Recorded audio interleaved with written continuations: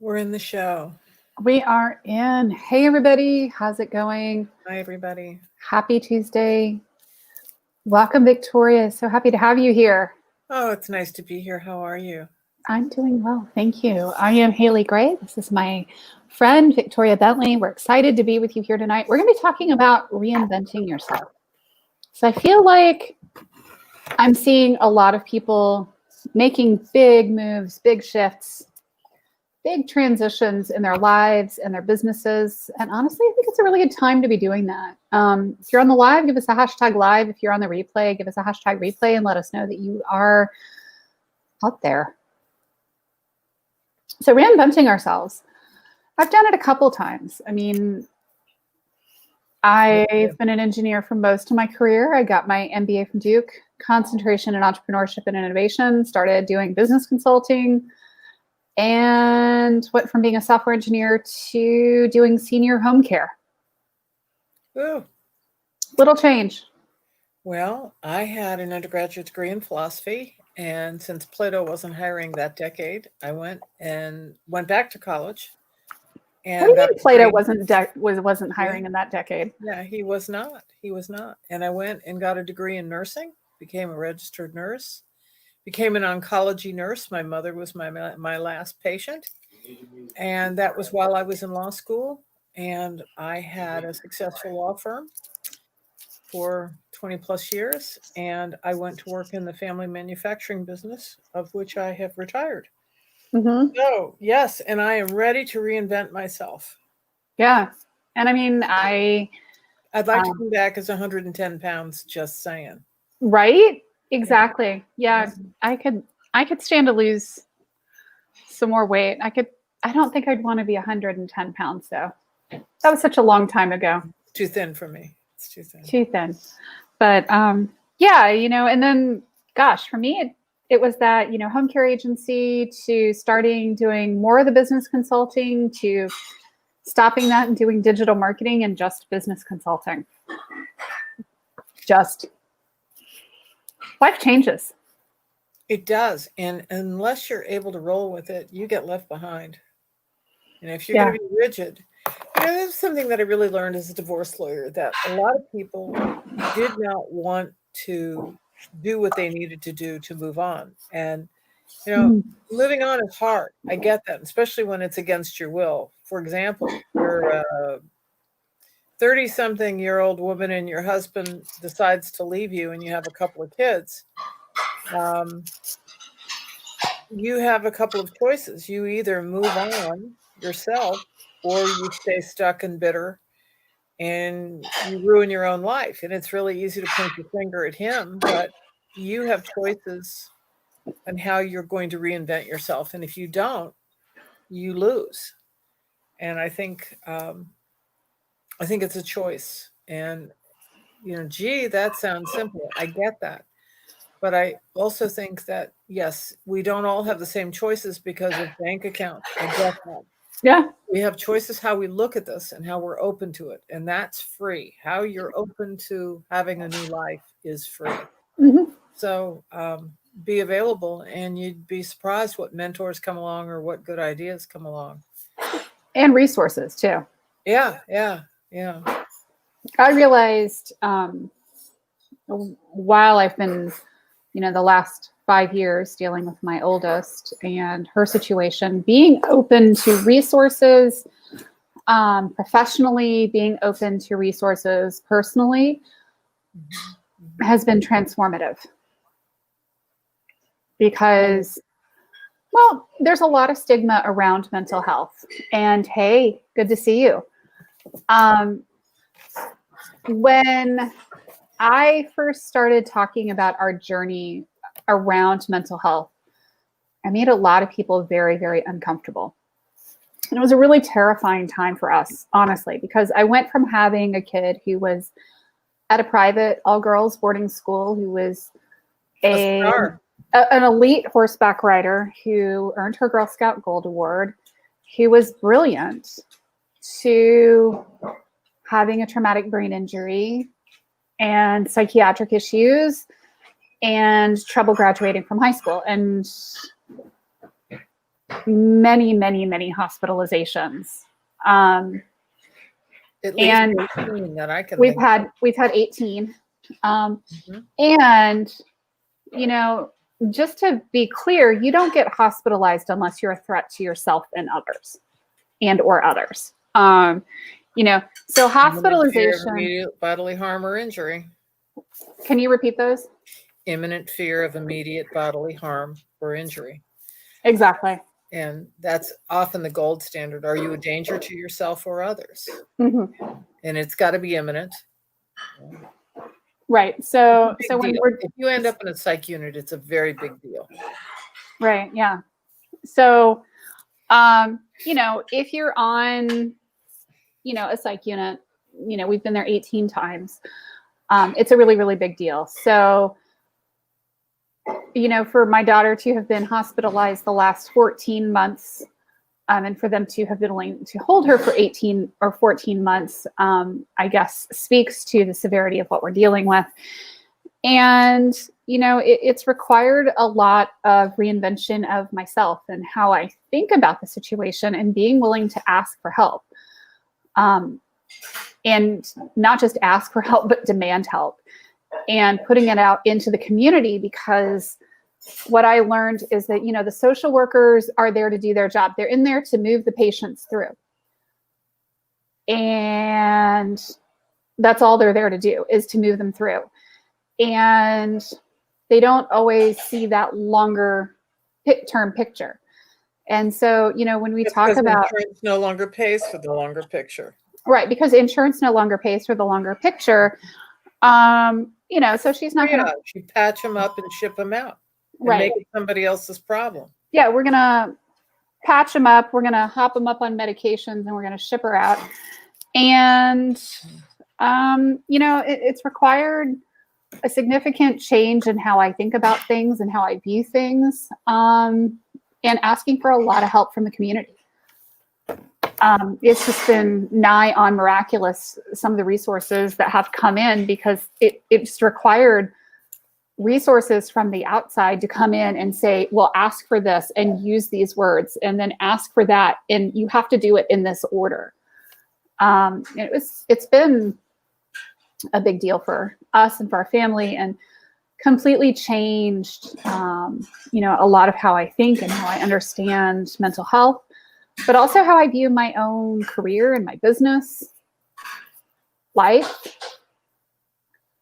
everything. I think I want to go back to something I said a few minutes ago. It's, look, life comes at you awfully fast. And, oh, it does. And unless you are willing to be open, Mm-hmm. you can miss stuff. And oh, absolutely. If you want to reinvent yourself or reinvent the situation, it starts with you being willing. Mm-hmm.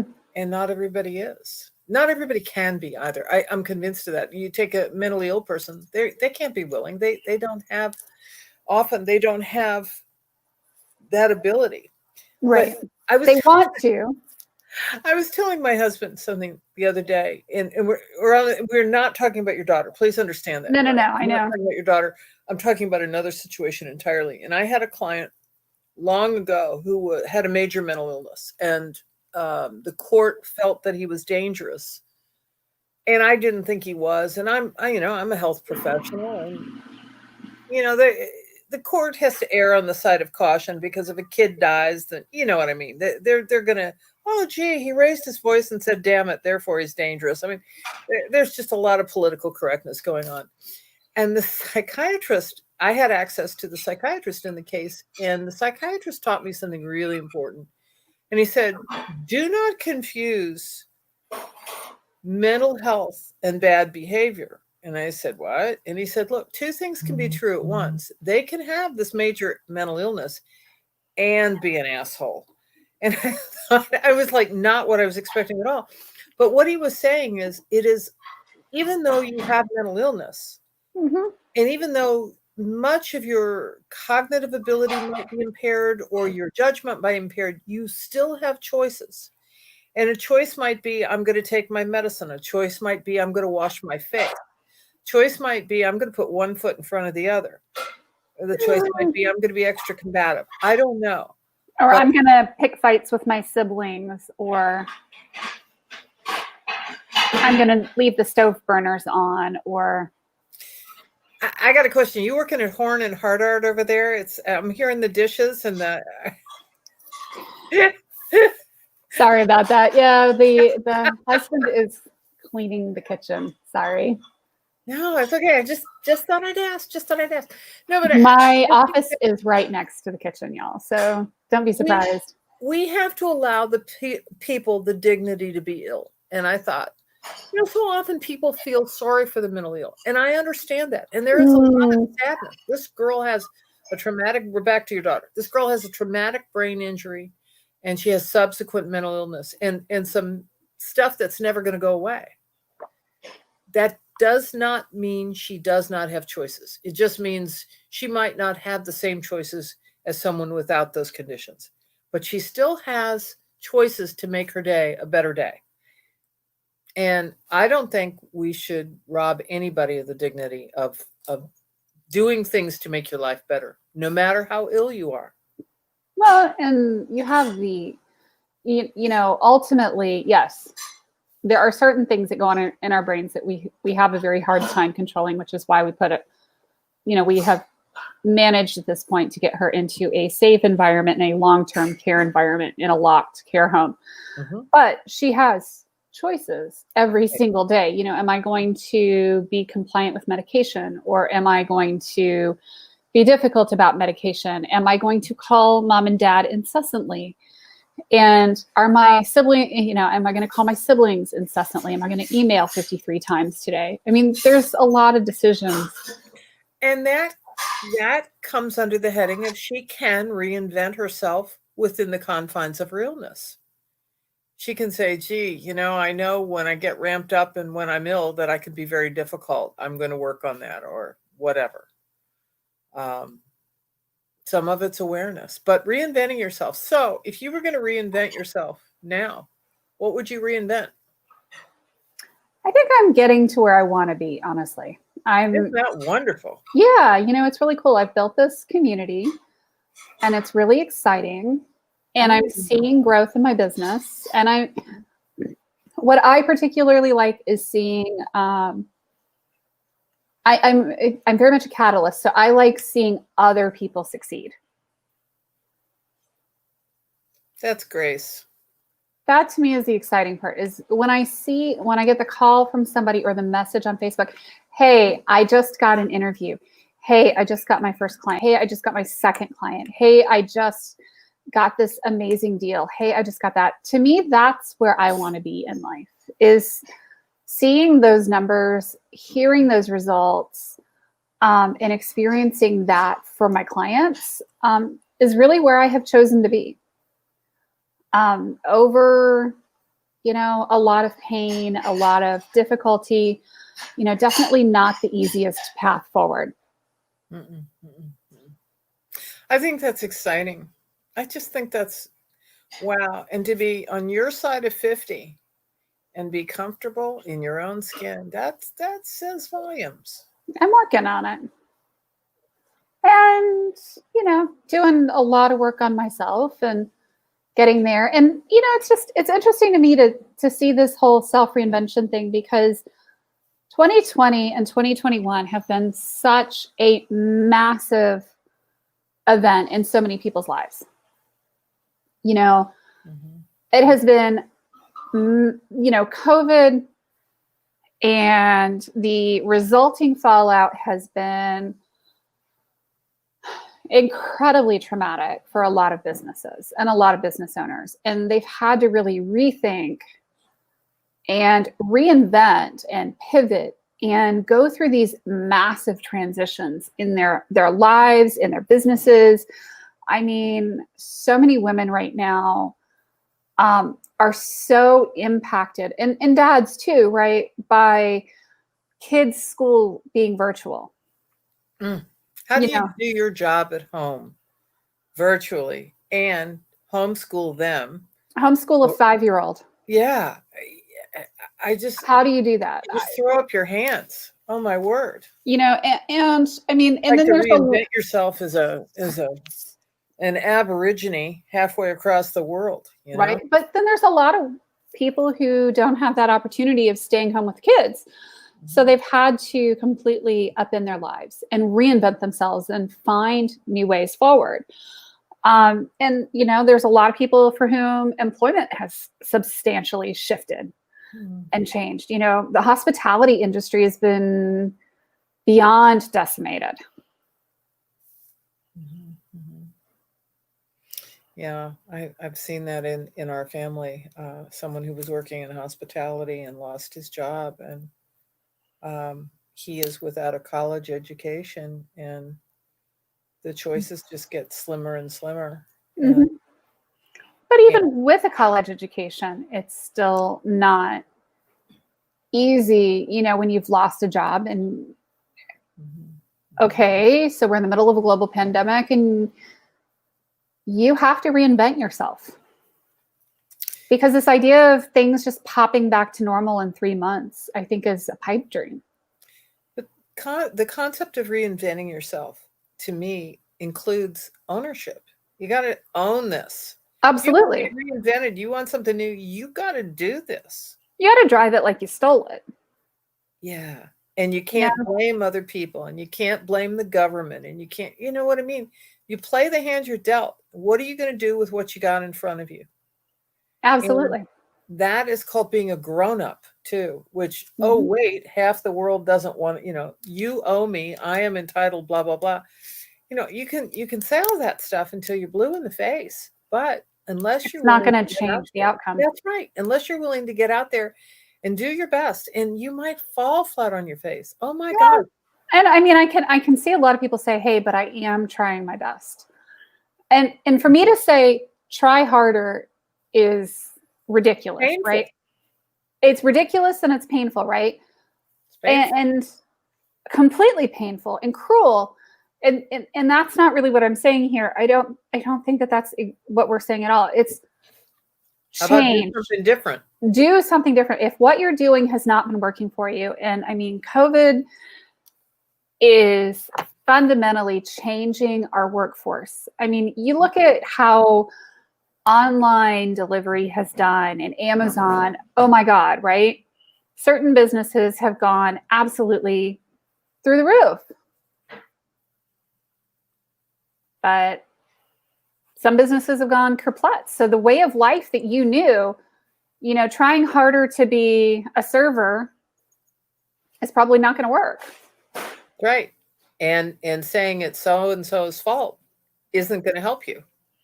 No, because, you know, even in a best case scenario, I'm not seeing any epidemiologists or health professionals that are basically saying, no, we're going to get all the vaccines out in the next 3 months and things are just going to magically pop back.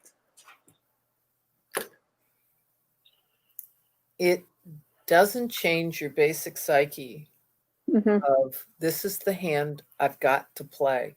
mm-hmm. How am I going to play it? Oh, absolutely. And that's This, where attitudes become more important than facts. yeah, this hand sucks. You know, Mhm. Mhm. how do I bluff my way out of this shit?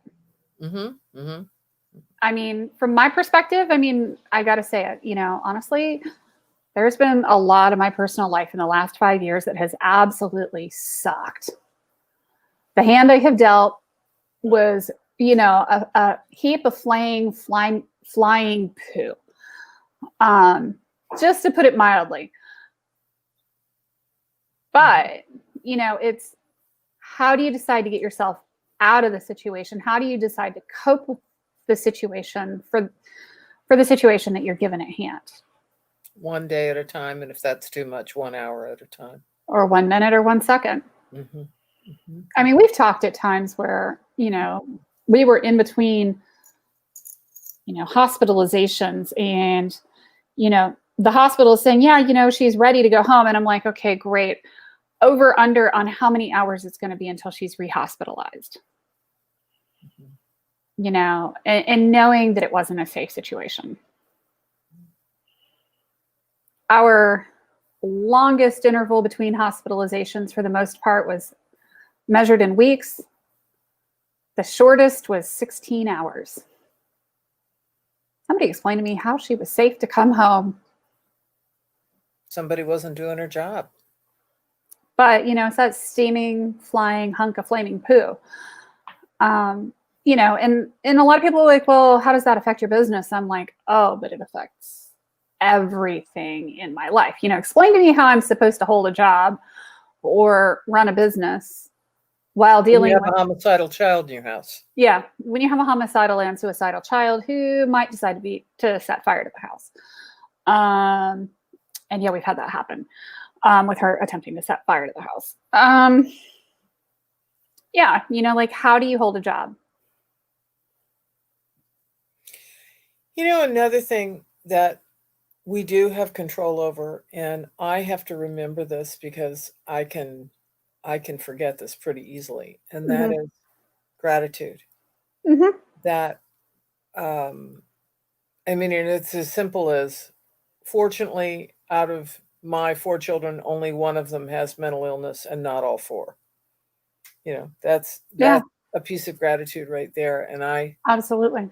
I have a family I know of where 3 out of 4 of the children have been hospitalized with mental illness. It's a bad genetic deck. Mm-hmm. And those parents look and they say, what did we do wrong? And, Nothing. nothing. This is just a bad genetic deck. You just hit the lotto. Yeah, yeah, yeah. And Yeah, and life has a way, of doing that. And I know that, there's times where we look at somebody, we're like, oh my gosh, they have the most amazing life possible. Their life must be perfect. And I don't know that there's any human on the face of wait this till you're a earth. divorce lawyer and you find out how perfect those lives really are when they come in your office. And Yeah. they're the last people in the world you expect to hear from. And they Mm. come in to see you because they trust you and they know you're going to help them. And they had a marriage that always looked so good. And you find out that he's into child pornography. Mm-hmm. Or he's abusive Yeah. and an alcoholic. Yeah. And so gratitude, because there is always someone who has it worse, and gratitude that Mm-hmm. you have the tools and the resources to deal with what's on your plate, Mm-hmm. and the brains and the doggedness to go pursue the proper treatment, etc. Well, and what it looks like on the surface, and we get the comparitis too. Oh, well, my neighbor has everything so much better than I do. But you don't see what happens behind closed doors. No, but you do when you're a divorce lawyer. You Yeah. definitely do. And yeah, exactly. You see the finances, you see the infidelity, the abuse, the everything. Mhm. And I think it's tempting sometimes to look at somebody, on social media because they may post stuff that looks so amazing and tempting and think that they have all of their shit together and that their life is perfect. Mhm. And that they've got the perfect Instagram filters, but that's just an Instagram filter. So, reinventing myself as a retired person, I'm reinventing myself. Mm-hmm. And I'm just figuring out what that looks like. And what I had planned on doing, I can no longer do. And or I don't feel safe in doing, let's just put it that way. I've been a political writer for years, and I no longer feel safe in doing that. I saw the other day that the head of PBS was fired because he said Trump followers' children should be taken away from them and put in re-education camps. And he lost his job because he said that.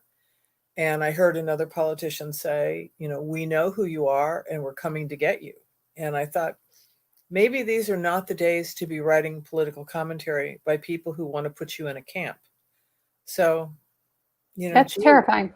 or deplatform you from social media because you happen to think a different way from them. So now I have to reinvent myself and figure out how I'm going to spend the next few years. I think that's incredible. It doesn't get reported much, but it was reported and Mm. on certain sites. And he was overheard and he was recorded and he was overheard and he lost his job. And I would like to reinvent him, but you know, you Yes, but he has to reinvent himself, you know? yeah, I'd like to reinvent him off the planet, actually. Yeah. Yeah. And unfortunately, right now, I think that there's a lot of that going on. Mhm. Um, Yeah, social media has and a lot of power. well, and not just social media having a lot of power, but I think a lot of times people say things on social media that are incredibly hurtful Because it's and anonymous. cruel because they think it's relatively anonymous or it's Mhm. whatever is, they're thinking at the time and they're just typing and they're, making comments or whatever. And they Which don't you wouldn't dream of saying to your face. know. I have a friend who shall remain nameless, who everyone in this audience knows, who's extremely high profile. You see him on television every day. And if I said his name, you would know him. And I was talking to him night before last, and I was looking at some of the responses on Twitter to the things that he said. And I was absolutely stunned. I have never seen such vitriol in my life. I mean, it's one thing that I don't agree with you, but to say things like, I hope someone cuts off the heads of your children, those kinds of comments. And I said to him, That's I never don't know okay. how you do this. And I said, I will pray for you to be made of Teflon so that you're able to do your job and that this doesn't cause you pain. And he said, I don't even read the responses. I can't. I mean, it would kill him. Hmm. I don't even read the responses. Yeah. And I thought, that's maybe a good way to do this. Yeah. And Well, I've learned that a lot of people, me included, I don't always read responses to my posts, especially depending on what they are. Um, because people can be really nasty. I've never seen anything like it in my lifetime. I mean, granted, there wasn't social media my whole life, but social media posts that push children to commit suicide because they're so cruel. I They mean, push adults to the brink. I know somebody who recently had a really cool video go viral, and people have come out of their woodwork to be nasty and snarky. And that's just jealousy is powerful. not okay. Jealousy is a thing. And somehow it's become okay to state your thoughts. Y'all, if you're thinking about saying something and it's not nice and it's not kind, it's not caring, and you're not building the other person up, I just, if it doesn't serve a very strong purpose, maybe it's time to rethink how you're going to say that. I think you can disagree. I think I think you can say, totally disagree with somebody, I and you think can do it I think you can constructively. say that's craziness, and I'll tell you why, ABCD, but it's not, it's craziness, and I'm going to cut your children's heads off. I mean, Yeah, you can say, I don't agree with you. That's fine. Disagreeing is okay. Threats, violence are never okay. our former attorney general, and I saw the video today, said, when they go low, we kick them. And that was a real eye opener for me. Yeah, that's not okay. It's not okay. But nobody comments on that. No. And one particular politician said, if you see them in restaurants, get in their face. That kind of talk, gang It's up not on okay. them, go around their table, ruin their meal. And I think, what do you do with that? No, I mean, and words have People are going to get power. hurt. People are going to get hurt. This is People going to, have been hurt. People have been killed. yeah, yeah. And it's think A lot twice. more people are going to get hurt if this doesn't stop. Yeah. I can see it coming. I Mhm. can feel it. This isn't good. No, and it's not acceptable, Mm-mm. Mm-mm. and it's both sides, putting out a hearse and, and putting a dummy in it, or, threatening people or telling people we're going to go do such and such to so-and-so, or, y'all go do blah, blah, blah. Well, somebody out there is going to go do blah, blah, blah, and they're going to listen to you and they're going to do the stupid thing. And, I've heard it for all of 2020 and now here in 2021, and we need to learn to not go do the blah, blah, blah.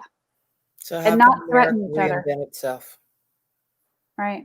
How do we become kinder and gentler and think before we act, think before we say things? I was in Charleston not terribly long ago, and I was talking to a friend of mine who referred to it as the War of Northern Aggression. And I thought, well, it's been 150 years and this wound hasn't healed. I don't see America healing anytime soon. I don't see America reinventing itself anytime soon. And I wish I knew how, because I'd like to be part of that. I would like to be part of reconciliation and reunification and realizing that we're all Americans and that we have common enemies and very dangerous enemies offshore. And we need to think about that and not make ourselves so vulnerable to those common enemies. And I wonder if we can do that. Only if we use our brains. And that's a very good point, Haley, because when people are hurting and when people are angry, they don't use their brains. They go into lizard brain. That's, it's the old brain. It's the fight or flight stuff. It's the best defense is a good offense. It's not, hey, wait a minute. Pick them while they're down. Whatever. And I'll make the comment, if you're not happy with the state of things, work to change them. Work for good.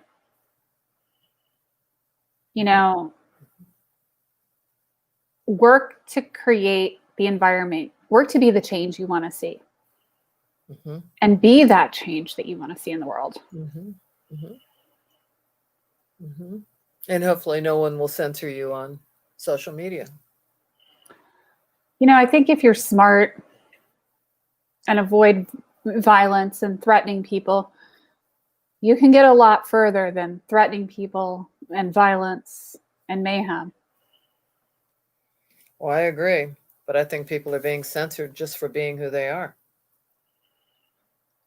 I'm not sure how much of that's going on, but I do know that there's a lot of things being said. Friends of mine have been deplatformed and have not been threatening violence by any stretch of imagination, have just been voicing contrary opinions. So, I've seen some people who have not been deplatformed who have been making a lot of comments they shouldn't have been making. That frankly, if the FBI saw those comments, would probably be investigating a lot further. So definitely, y'all think about what you're posting on social media. It's not private. Be kind. And it's so easy to hide behind your anonymity when you have, a name like Snoopy or something, when you don't put your name out there, when you don't write Victoria Bentley or you don't write Haley Gray. But, silly girl.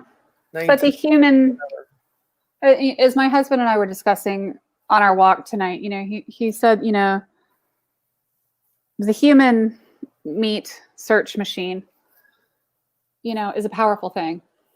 You do stuff on social media, and I've seen it happen, where you do something really stupid on social media. And his example was some woman in Hong Kong had killed a kitten with the heel of her boot. And there was very little identifiable information in those videos and in those photos. But there was enough that it could be traced back. And, make no mistake that, everything we do online has a digital footprint. And it can be traced back to us. And that even if we don't think that we're leaving a digital footprint, we are. And that our personal information is out there. Like, I'm pretty sure you guys could go out and Google me online. Many of you know where I live. You could probably even look in the property tax databases in 30 seconds or less and figure out exactly how much I paid for my house and how much it's worth now. And, every bit of information about my life, when I got married, how many children I have, all of those kinds of things. And, you have to understand that this information is out there forever. When you post stuff on social media, you leave a trail, you leave crumbs, threatening people online just comes back around. So what happened to the woman with the kitten? They hunted her down online. They turned her into the police. She was prosecuted.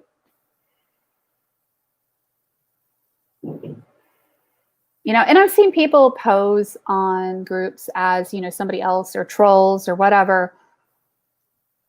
And it's amazing how a bunch of really incensed women, sometimes it's men, but usually I've been in women's groups, can hunt you down to the ends of the earth and pin you down and find you.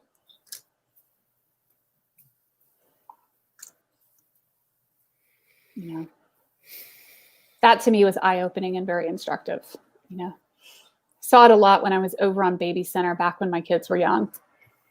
People would pose as whatever and invent stories about their sick kid or whatever.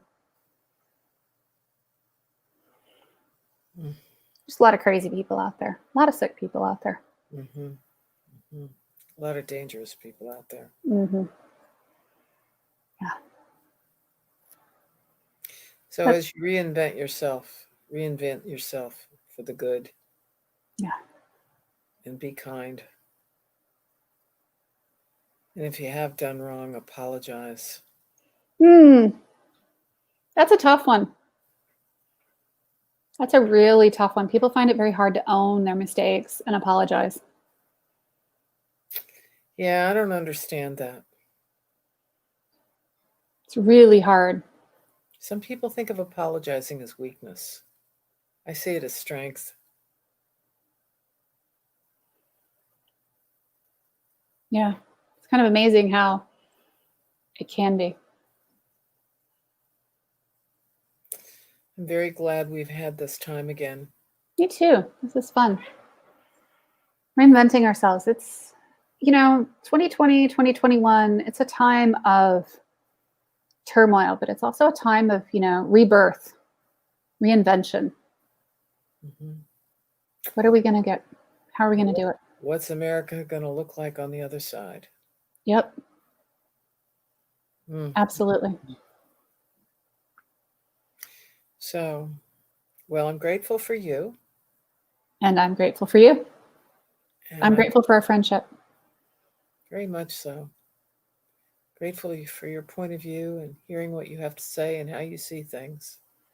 And that helps me look towards my own reinvention. Take what you like, leave the rest. Options for all of us. We have that. Yeah. Mm-hmm. So, next Tuesday, same bat time, same bat channel, because we're old bats. I'll be here. I'm an old bat. And I might be driving like a bat out of hell. Mm-hmm. Actually, no, I don't drive nearly as much like a bat out of hell like as my husband. But that's a whole other story for another time. Anyway. And until then, drive it like you stole it. That's right. And I'm grateful for all the listeners out there. Please let us know what you think. If you want a topic for a certain week, let us know. We can do your topic. Sounds good. Thanks, guys. Take care. Bye, everybody.